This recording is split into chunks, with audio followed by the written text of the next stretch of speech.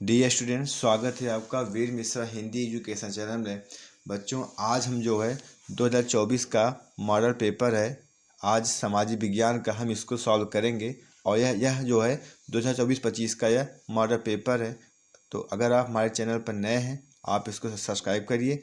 और अगर आप पहले से हैं, आप हमारे चैनल को, इस वीडियो को लाइक करके अपने दोस्तों को शेयर करो, ठीक है, जो आपसे जुड़े हुए हैं और जो कक्षा 10 यूपी बोर्ड की तैयारी कर रहे हैं, ठीक है ना। तो चलिए हम शुरुआत करते हैं। देखिए 20 प्रश्न इसमें आपको बहुविकल्पी आएगा। खंडा में आपको पता ही होगा कि खंडा में 20 बहुविकल्पी प्रश्न आते हैं और जो 20 नंबर के होते हैं इनको जो है क्या है, सॉल्व करना होता है, ठीक है ना। चलिए हम शुरुआत करते हैं। देखिए पहला प्रश्न आपसे पूछ रहा है, पहला प्रश्न आपसे पूछा है कि राष्ट्रवाद का जो उदय है वह सर्वप्रथम किस देश में हुआ था, है ना। तो जो राष्ट्रवाद का उदय है सबसे पहले हमें आप पता होना चाहिए कि किस देश में हुआ था। हुआ था फ्रांस में हुआ था, है ना। फिर दूसरा प्रश्न पूछ रहा है कि ड्यूक मैटरनिक ने सामाजिक व्यवस्था का सबसे खतरनाक दुश्मन किसको माना था। तो उन्होंने क्या किया था, सबसे खतरनाक दुश्मन जो है वो ज्यूसेपे मेसनी था, ठीक है ना। फिर तीसरा क्वेश्चन है, सूती कपड़ा जो मिल बना था उसकी रूपरेखा सबसे पहले किसने तैयार की थी। तो उसकी पहले जो है सबसे पहले रूपरेखा तैयार की थी कौन, रिचर्ड आर्कराइट ने। ये आपका क्या हो जाएगा, बी नंबर सही हो जाएगा, ठीक है ना। ये आपका क्या है, बी नंबर आपका सही हो जाएगा, रिचर्ड आर्कराइट में, ठीक है ना। और दूसरे का मेरे से मैंने बता ही दिया था। फिर चौथा क्वेश्चन आपसे पूछ रहा है कि 1928 से 1934 के बीच भारत में जो गेहूं की कीमत थी 50% तक गिर गई थी। इसका क्या असर पड़ा था अंतर्राष्ट्रीय बाजार में। उसका अंतर्राष्ट्रीय बाजार में यह असर पड़ा था कि जो कीमत थे ना वह बिल्कुल गिर गए थे। जो कीमत था उसमें वो जो है क्या है, बिल्कुल उसमें गिर गए थे अंतर्राष्ट्रीय बाजार में, जिससे कि यहाँ पर क्या है, किसानों को अच्छे कीमत नहीं मिल पाती थी, ठीक है ना। कीमतों में गिरावट आ गई थी। फिर आपसे अगला क्वेश्चन पूछा, प्रश्न नंबर 5 है, तो फास्ट चलेंगे कि 1448 में गुटेनबर्ग में कौन सी पहली पुस्तक छापी थी। 1448 में गुटेनबर्ग ने कौन सी पहली पुस्तक छापी थी। यह पहली पुस्तक कौन छापी थी, बाइबिल थी। पहली पुस्तक कौन सी थी, बाइबिल थी। फिर पूछ रहा है कि बेल्जियम में सामुदायिक सरकार का चुनाव कौन करता है। तो इसलिए कि जान लो कि बेल्जियम में जो सामुदायिक सरकार थे, सामुदायिक सरकार का चुनाव एक ही भाषा के बोलने वाले लोग करते थे, अर्थात 6 का ए सही हो जाएगा। फिर कह रहा है कि निम्नलिखित में कौन सा लक्षण संघीय सरकार से संबंधित नहीं है। संघीय सरकार से संबंधित नहीं है, वह कौन सा है, ठीक है ना। इसमें आपका हो जाएगा, पहला दिया है कठोर और लिखित संविधान, दूसरा दिया है शक्तियों का केंद्रीकरण। देखिए कभी कभी भी संघीय शासन व्यवस्था में शक्तियों का केंद्रीकरण नहीं होता, शक्तियों का विकेंद्रीकरण होता है। तो आप पहले क्या हो जाएगा, 7 का हमारा बी नंबर सही हो जाएगा। फिर पूछ रहा है कि निम्नलिखित में से लैंगिक असमानता को बढ़ावा देने का कारण नहीं है। देखिए जब नहीं क्वेश्चन वाले आप ध्यान से जरूर देखिएगा, क्योंकि नहीं वाला जो प्रश्न है बार बार आपके एग्जाम में क्या है, आते रहते हैं, ठीक है ना। तो निम्नलिखित में से लैंगिक असमानता को बढ़ावा देने का कारण कौन सा नहीं है। तो कौन सा नहीं है, पढ़ लेते हैं ऑप्शन। श्रम का लैंगिक विभाजन है ना, जैविक बनावट है, समाज का प्रधान होना, महिलाओं में साक्षरता दर की कमी। तो ये कह रहा है कौन सा नहीं है, अर्थात कौन सा, इसमें ऑप्शन ऐसा ये है कि जो लिंग असमानता को रोकता है, बढ़ावा नहीं देता। तो आपका इसमें से हो जाएगा बी नंबर आपका सही हो जाएगा कि बी नंबर आपका जैविक बनावट क्या है, बढ़ावा नहीं देता, बाकी सब बढ़ावा देते हैं, ठीक है। फिर आज प्रश्न पूछा है, सांप्रदायिकता की समस्या कब प्रारंभ होती है। जो सांप्रदायिकता है, जो सांप्रदायिक दंगे वगैरह होते हैं, वह जो है इसमें से कब होता है, ठीक है ना। तो इसमें से कब होता है हम पढ़ लेते हैं ऑप्शन कि धर्म को ही राष्ट्र के, पहला ही मान लीजिए हमारा गलत हो जाएगा, यही पहला ही सही हो जाएगा। सांप्रदायिकता की समस्या प्रारंभ होती है, कब होती है, जब धर्म को ही क्या है, राष्ट्र का आधार मान लिया जाता है, कि तभी क्या होती है, सांप्रदायिकता शुरू होती है, ठीक है ना, वरना इसमें सभी सही है। अब आपसे 10 नंबर क्वेश्चन पूछ रहा है कि इसमें से संघ सूची का विषय कौन सा नहीं है। आपको पता है संघ सूची, राज सूची, संवर्धित सूची, 3 प्रकार सूचियां होती हैं। तो ऑप्शन इसमें दिया है और पूछा है कौन सा इसमें संघ सूची का विषय नहीं है, तो इसमें से आपका सही हो जाएगा सी नंबर, क्योंकि ये जो शिक्षा है ना समवर्ती सूची के अंतर्गत आता है। इसमें केंद्र और राज्य दोनों विषय के अंतर्गत आते हैं, ठीक है ना। तो इसमें से क्या हो जाएगा, 10 का सी हो जाएगा, और बाकी ये जो तीनों हैं ये संघ सूची के अंतर्गत आते हैं। फिर आपसे यह नंबर प्रश्न है जो है, निम्नलिखित में से पंजाब में भूमि संकुचन का मुख्य कारण क्या है। पंजाब में भूमि संकुचन क्यों होता है।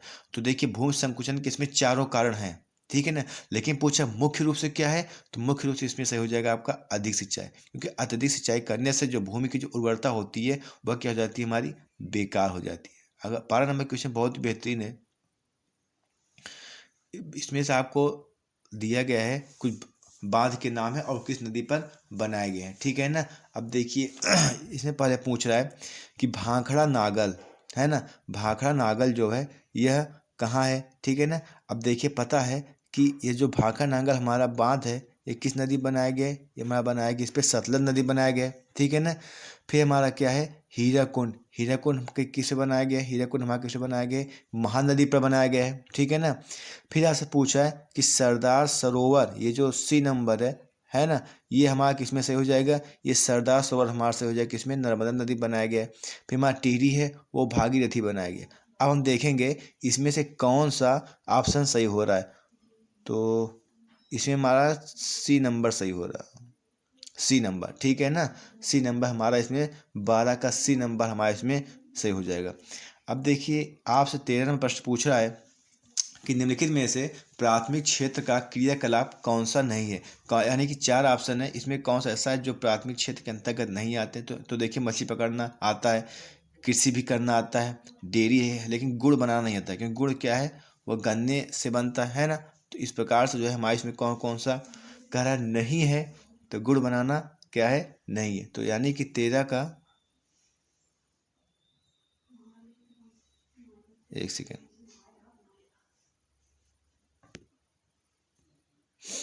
निम्नलिखित में से प्राथमिक क्षेत्र का क्रियाकलाप कौन सा नहीं, यानी कि प्राथमिक क्षेत्र के अंतर्गत कौन कौन से इसमें नहीं आते हैं, ठीक है ना।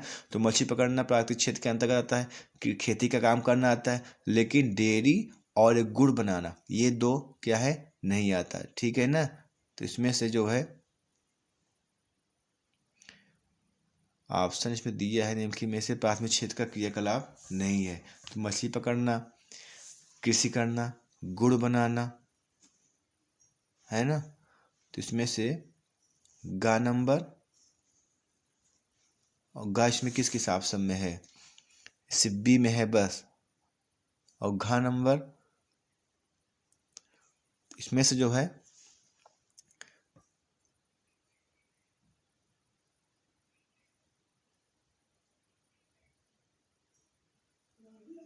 हाँ, इसमें से आपका सी नंबर सही हो जाएगा, ठीक है ना। क ख और ग, क ख घ ये क्या है हमारे प्राथमिक क्षेत्र के अंतर्गत नहीं आते हैं, कृषि हमारा क्या है प्राथमिक क्षेत्र के अंतर्गत आता है, ठीक है। अब हमसे 14वां प्रश्न पूछ रहा है कि सार्वजनिक और निजी क्षेत्र को किस आधार पर बांटा गया है ना। तो इसको जो किस आधार पर बांटा गया, आर्थिक क्रिया के आधार पर इसको बांटा गया है। फिर प्रश्न पूछा है कि भूक्षरण से क्या तात्पर्य है। 15 नंबर क्वेश्चन है भूक्षरण। भूक्षरण मतलब क्या होता है, भूमि का दलदली होना नहीं, भूमि का उपजाऊ होना नहीं, उपयोग करना नहीं, भूमि का अनुपजाऊ होना, ठीक है ना। अर्थात हमारा क्या सही हो जाएगा, प्रश्नोत्तर नंबर 15 का ए सही हो जाएगा। फिर 16 में पूछ रहा है इसमें से कौन सा ऐसा है कि जो संरक्षण का तरीका समुदाय की सीधी भागीदारी नहीं करता, यानी कि इसमें कौन से 4 में से कौन सा ऑप्शन ऐसा है कि जो संरक्षण जिसमें नहीं मिल रहा है। तो शहरी वन प्रबंधन, इसमें भाई वन को मिल रहा है, इसमें चिपको आंदोलन मिला था वन को, इसमें भी मिला था, लेकिन जो इसमें डी नंबर है ये आपका सही हो जाएगा, ठीक है ना। ये आपका जो डी नंबर है, ठीक है ना, इसमें से आपका डी नंबर सही हो जाएगा, ठीक है ना। फिर जैसा का क्वेश्चन है प्रश्न नंबर 17, क्या निम्नलिखित में से कौन सा व्यापार अवरोधक का लक्षण नहीं है ना। व्यापार और अवरोधक का लक्षण कौन सा नहीं है, इसमें हमारा आपका सही हो जाएगा 16 नंबर का जो है इसमें 16 का मैं बता दिया डी है, ठीक है ना। 17 का हमारा इसमें सही हो जाएगा सी नंबर पूछा, क्योंकि जो विश्व व्यापार संगठन है ना वह क्या करती है, अवरोधकों को बढ़ाता है, ऐसा नहीं है। जो WTO है वह व्यापार अवरोधों को बढ़ाता नहीं है बल्कि वह प्रोत्साहन देता है, ठीक है ना। 18 नंबर क्वेश्चन पूछा है आपसे कि भूमिहीन जो ग्रामीण होते हैं उनके लिए सबसे अच्छा लक्ष्य क्या होता है विकास का। तो उनके लिए जो सबसे अच्छा लक्ष्य होता है वह होता है अधिक मजदूरी देना, क्योंकि उनके पास खेत है नहीं, वो उपज का ज़्यादा समर्थन लेकर क्या करेंगे, उनके बच्चे विदेश में क्या करने जाएंगे, है ना। तो अधिक मजदूरी देना, तो इसमें से आपका क्या हो जाएगा, सी से हो जाएगा। फिर आपसे अगला क्वेश्चन पूछ रहा है, अगला क्वेश्चन आपसे पूछ रहा है कि निम्नलिखित में से कौन सा परंपरागत ऊर्जा का स्रोत नहीं है। आपको पता है परंपरागत ऊर्जा स्रोत के अंतर्गत कोयला, पेट्रोलियम ये सभी आते हैं, है ना। तो इसमें से यानी कि हमारा इसमें सही हो जाएगा बी नंबर से हो जाएगा, भूतापीय ऊर्जा, सौर ऊर्जा, पवन ऊर्जा ये सभी किस में आते हैं, हमारे गैर परंपरागत स्रोत में आते हैं, ठीक है ना। फिर 20 नंबर आपसे क्वेश्चन पूछ रहा है कि वैश्वीकरण का बहुराष्ट्रीय कंपनियों के निवेश पर क्या प्रभाव पड़ा था। तो आप इसको पढ़ लेना, इसमें से क्या है, डी नंबर सही हो जाएगा, उपरोक्त सभी सही हो जाएगा, क्योंकि यह जो है क्या है, चारों है, ठीक है ना। फिर देखिए आपसे खंडवा पूछेगा, क्वेश्चन पूछ रहा है कि और खंडवा के सारे जो क्वेश्चन है ये जो है क्या है आपके एग्जाम में आते हैं और 80 शब्द क्या है आपको इसमें से लिखना पड़ता है, ठीक है ना। तो ये सभी क्या है उत्तर, इन सारे प्रश्नों का उत्तर क्या है आपको विद्यालय में आपको लिखवाया गया होगा, है ना। अब इसका जैसे हम एक दो उत्तर दे सकते हैं, जैसे प्रथम विश्व के पश्चात होने वाले महामंदी के क्या है, दो प्रभाव पूछ रहे हैं, ठीक है ना। महामंदी के दो प्रभाव क्या पड़े थे प्रथम विश्व युद्ध के बाद। तो कौन सा प्रभाव पड़े थे कि यहाँ पर क्या हुआ था, युद्ध में बहुत सारे क्षतिपूर्ति हो गई थी, है ना। तो युद्ध ऋण की समस्या ने क्या किया था, इस आर्थिक संकट को और बढ़ा दिया था। दूसरा क्या हुआ था कि क्रय शक्ति में गिरावट आ गई थी, है ना।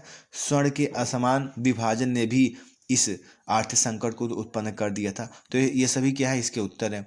फिर पूछा कि अथवा पूछ रहा है कि 1928 से 1934 के मध्य जो है महामंदी का भारतीय अर्थव्यवस्था पर क्या प्रभाव पड़ा, ठीक है ना। तो क्या प्रभाव पड़ा आपको पता होना चाहिए, आप शायद आपकी किताब में लिखवाया गया होगा।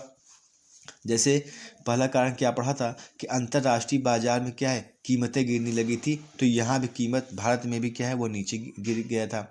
फिर खरीदारों के अभाव में यहाँ पर क्या है कृषि उपज पड़ी क्या है खराब होने लगी, सड़ने लगी। भाई जब खरीदार होंगे नहीं तो जो खेत में से जो उपज हुआ है वो सभी खराब हो जाएंगे। फिर अगला है कि शहरी निवासियों की तुलना में किसानों और हस्तशिल्पियों को अधिक नुकसान हुआ था, है ना। क्योंकि जो किसान है वह क्या विश्व बाजार के लिए जब कोई उपज पैदा करते थे, जब उपज उनका जो बिकता ही नहीं था तो खराब हो जाता था, है ना।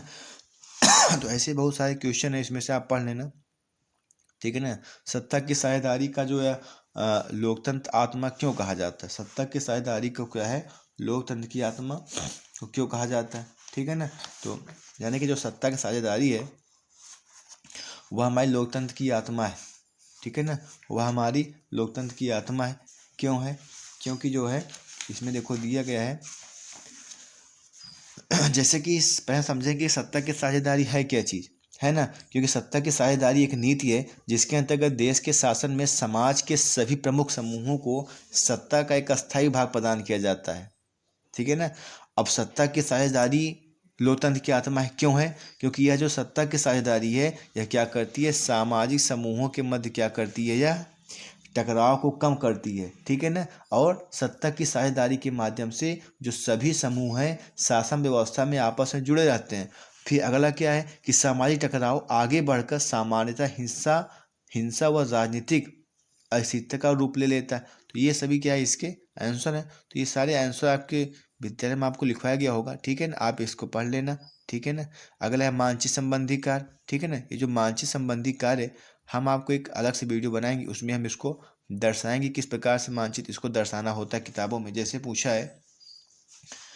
पूछा है कि वह स्थान जहाँ जलियांवाला बाग का हत्याकांड हुआ था, है ना, वह स्थान जहाँ जलियांवाला बाग का हत्याकांड हुआ था। तो हमको पता है पंजाब के क्या है अमृतसर में हुआ था, है ना, पंजाब के अमृतसर में हुआ था। फिर ऐसे क्वेश्चन पूछ रहा है कि गांधी जी ने नमक बनाना किस स्थान से प्रारंभ किया था, है ना। तो गांधी जी नमक बनाना कहाँ प्रारंभ किए थे, दांडी से, ठीक है ना। वह स्थान जहाँ नील की खेती करने वाले किसानों ने आंदोलन किया था चंपारण में। चंपारण कहाँ है, यह क्या है हमारा बिहार में है। जहाँ सूती मिल श्रमिकों ने सत्याग्रह किया था अहमदाबाद में किया था, 1918 ईस्वी में किया था। ये लोग अपने वेतन बढ़ाने के लिए किए थे।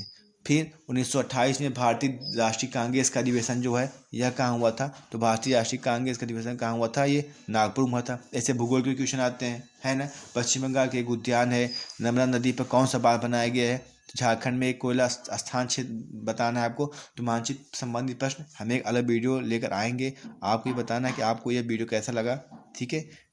आप इसको लाइक शेयर कर दीजिएगा। धन्यवाद।